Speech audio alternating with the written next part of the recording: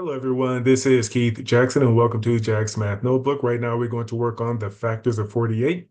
And if you recall from previous videos, a factor is just simply a whole number that divides into another number equally. And here's what's going to happen with 48.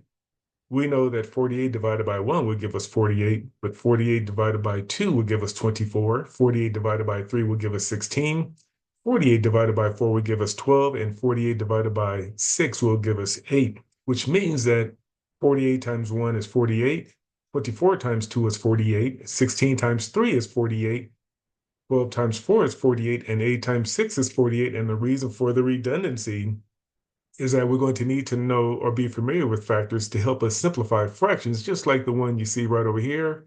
Let's say we have 45 over 48, and you're going to understand why 45 over 48 is equivalent to 15/16. And here is why, because the greatest common factor that 45 and 48 have in common, believe it or not, is lowly 3.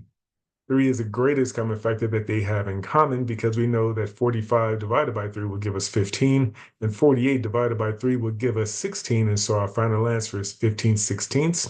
And there you have it. Here's a quick video on the factors of 48 and how factors can help you simplify fractions by finding the greatest common factor between the two numbers, between the numerator and the denominator.